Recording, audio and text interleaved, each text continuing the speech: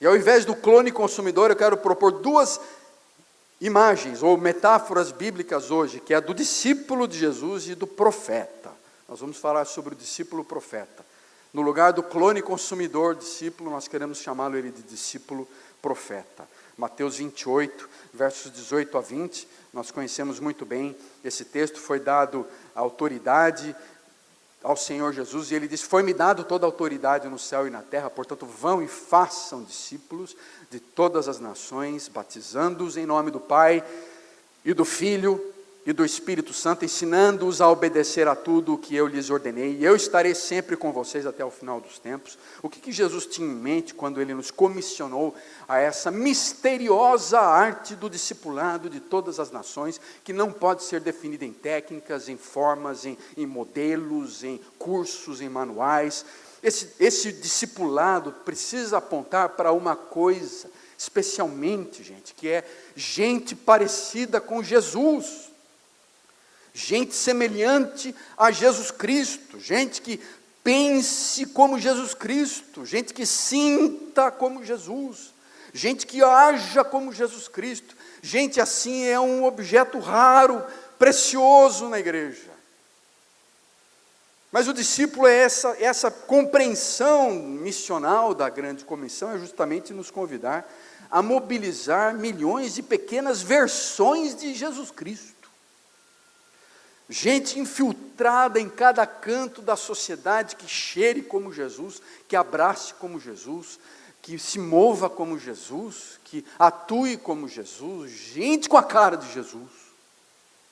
E esse conceito de discipulado, que transforma o caráter humano, é importantíssimo, porque me parece que o cristianismo está falhando em transformar o caráter humano das massas. Porque esse nosso cristianismo evangélico, muitas vezes, é desacompanhado desse discipulado praticado pelo Senhor Jesus. Então, portanto, Mateus 28 está nos convidando a essa necessidade premente de discípulos adultos, aprendizes semelhantes a Jesus. Mas como é que a gente pode ser semelhante a Jesus? Se eu estou dizendo para você que nós não adianta simplesmente copiarmos técnicas, repetirmos palavras, aceitarmos ideias, copiarmos treinamentos, imitar milagres, criar sistemas, plantar igrejas. A ordem aqui não é para plantar igrejas, a ordem aqui não é para revitalizar, a ordem aqui não é para construir monumentos, construir prédios, a ordem aqui é para fazer discípulos. Discípulos. Eu acho que nós temos que primeiro repensar o discipulado a partir do conceito da nossa união com Cristo. Eu quero conversar com vocês agora de uma forma um pouco mais teológica, pensando na dimensão central da salvação, que aparece centenas de vezes no Novo Testamento, mas que está sendo negligenciada pela nossa teologia, que é essa dimensão da nossa união com Cristo. E as Escrituras usam 4 metáforas do livro da natureza para descrever essa união com Cristo. Eu quero falar com vocês rapidamente sobre elas. A metáfora da nossa união com Cristo como um galho enxertado na árvore, membros ligados ao corpo, a metáfora do marido e mulher e 2 objetos colados numa supercola. Você vê isso primeiro em João capítulo 15, versos 4 e 5. Vamos ler juntos? João capítulo 15, versos 4 e 5. Permaneçam em mim, e eu permanecerei em vocês. Nenhum ramo pode dar fruto por si mesmo, se não permanecer na videira. Vocês também não podem dar fruto, se não permanecerem em mim. Eu sou a videira, vós sois os ramos. Se alguém permanecer em mim e eu nele, esse dá muito fruto, pois sem mim vocês não podem fazer coisa alguma. Esse conceito da união com Cristo, como ao cortar um pedaço de planta que é limpo com facão e às vezes precisa ser decepado em forma de cunha, então a outra planta é colocada na fenda e se amarram os dois. Isso representa o enxerto, essa união nossa com Cristo. Nós somos enxertados, incorporados, implantados como um galho ligado à árvore, que compartilha da mesma seiva, a seiva do Espírito, e a árvore que é Jesus Cristo. Gente, nós não estamos apenas associados a ideias, associados a uma ideologia. Nós não somos apenas membros de um grupo social, nós estamos enxertados a Jesus. E esse conceito é fundamental para o discipulado, é uma união sobrenatural, pelo poder do Espírito. E o Espírito se une à pessoa, aparando os galhos da maldade, limpando, trazendo luz da palavra, pela infusão da seiva do Espírito, capacitando-nos então a sugar, a retirar a energia vital que vem da árvore, que é Jesus, como uma só planta, interconectada, integrada. Então Jesus está compartilhando a vida dele conosco, não são treinamentos, não são cursos que vão dar isso, é a sua própria natureza divina, é comunicada a nós.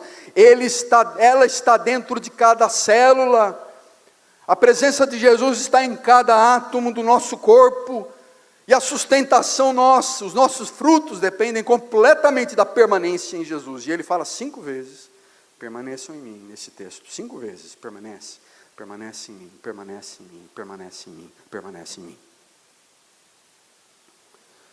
O Espírito habita em nós, então o nosso corpo pertence a Ele. Então quando falamos da fé, esse ato, não um esforço pessoal, meritocrático, da minha própria capacidade de ser um expert no treinamento, de fazer aquele curso, de ter um MBA, mas é a vontade de Deus, é um ligamento, uma conexão com Deus pelo Espírito, e a nossa fé é resposta apenas a essa graça. Essa é a primeira metáfora. A segunda metáfora, muda para mim por favor, a metáfora dos membros do corpo, Efésios 4, 15 e 16, vamos ler juntos?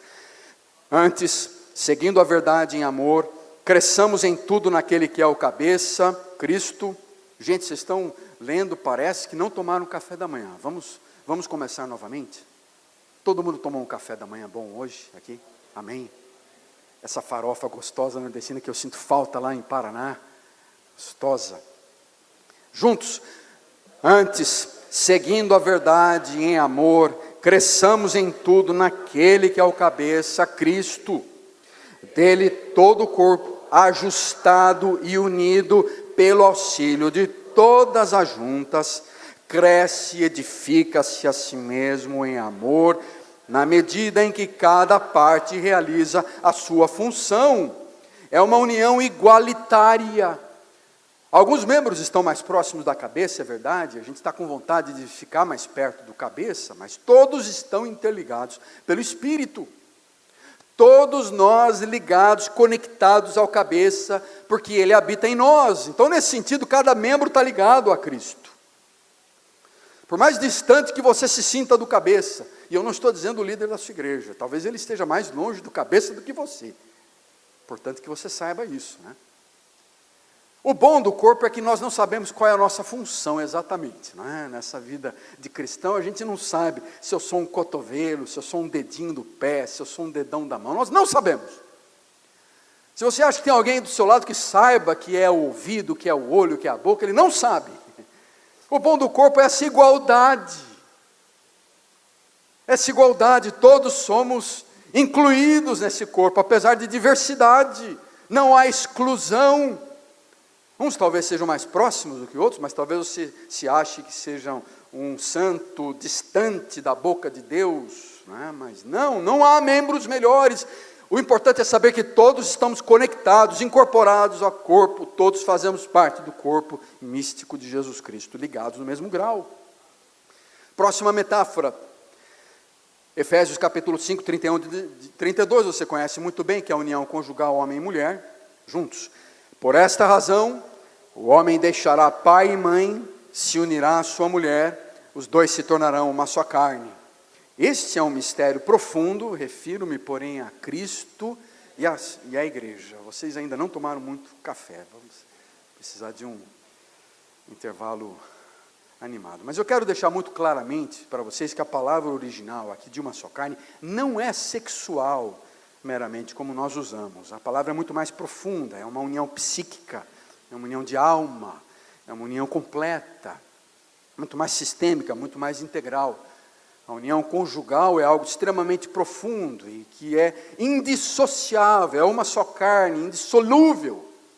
Então, na verdade, esposo e esposa, e o texto está dizendo claramente, Paulo está lembrando isso, e eu quero que você se lembre, toda vez que você pregar sobre isso num casamento ou na igreja, que marido e mulher não estão tão conectados, unidos, integrados um ao outro, quanto a alma do cristão a Cristo. É isso que Paulo está dizendo. O casamento é uma metáfora limitada, obscura, opaca, simplesmente para expressar aquilo que é muito mais profundo, misterioso e íntimo, que é a relação do crente com Jesus Cristo. Uma relação honrosa, a esposa do rei dos reis, a rainha do céu, é a noiva de Cristo. Uma relação romântica, de um amor ágape que existe. Você sabe muito bem que essa relação romântica existe entre nós. Quantas vezes nós estamos fascinados por Jesus? Quantas vezes somos atraídos por algo inexplicável e um prazer imenso de adorá-lo, e quando ele visita a gente, isso é incomparável a uma semana na praia, uma semana nas montanhas, 10 dias na Disneyland, o melhor jogo de futebol, o melhor churrasco. Incomparável quando o Espírito de Deus visita a nossa alma e nós nos entregamos completamente a Ele numa relação romântica, de amor, bonita. Essa metáfora é fundamental para nós entendermos o discipulado, gente. E finalmente, a quarta metáfora, muda para mim, por favor, de 1 Coríntios capítulo 6, 17, é da supercola. Leiam comigo. Vocês não sabem que aquele que se une a uma prostituta é um corpo com ela. Pois como está escrito, os dois serão uma só carne, mas aquele que se une ao Senhor é um espírito com ele. E a palavra aqui é cola, é como uma supercola, é como dois pedaços de madeira unidos, nessa durabilidade, algo que seca rápido, que se cola, que se cimenta e é inseparável. É a metáfora da supercola. Nós somos colados, é um pedaço sujo, velho, embolorado, fedorento, enfermo, pecador, colado a algo perfeito, sublime, majestoso, glorioso, que é Jesus Cristo. Super colados. Então é fundamental, meus irmãos e irmãs, nós compreendemos essa essência do discipulado a partir dessa nossa união com Jesus Cristo, totalmente indissolúvel, nada poderá nos separar do amor de Deus, é indissolúvel mesmo com a morte, porque é eterno. Esse é um casamento indissolúvel. O Senhor nunca irá nos divorciar, o Senhor nunca irá se distanciar de nós, o Senhor nunca irá nos maltratar, a morte não nos afastará do esposo, a morte não poderá quebrar essa cola, a morte não poderá tirar-nos da árvore, nada poderá nos separar do amor de Jesus Cristo. Isso não é uma mera união mental. Eu quero que isso fique muito claro para nós, que essa relação com Cristo, teologicamente falando, não é uma união mental simplesmente de conceitos e noções, não é algo cognitivo, não é simplesmente aceitar ideias, não é meramente algo emocional, por admiração, por emoções fortes, não é uma união física como membros de um corpo. Nós não somos super-homens, nós não temos a essência divina, não é a essência divina. Não é algo contratual meramente também, como um acordo de sociedade em que nós nos tornamos sócios. O que quer dizer exatamente isso, gente? Preste atenção, porque é fundamental para nós compreendermos esse processo de transformação que acontece no nosso caráter.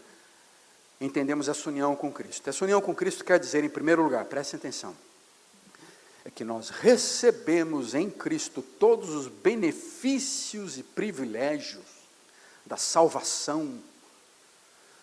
Unidos a Cristo nós somos adotados, unidos a Cristo nós recebemos a justificação pela fé, unidos a Cristo nós somos santificados, unidos a Cristo nós nos tornamos herdeiros, unidos a Cristo nós recebemos o Espírito, unidos a Cristo nós nos tornamos imortais, unidos a Cristo a própria imputação da justiça dele veio sobre nós.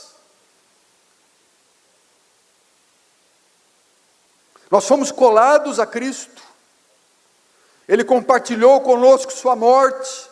Cristo morreu para que nós recebamos uma nova natureza. Irmãos e irmãs, não é a nossa capacidade, mas é a própria seiva, essência, natureza de Jesus colocada em nós.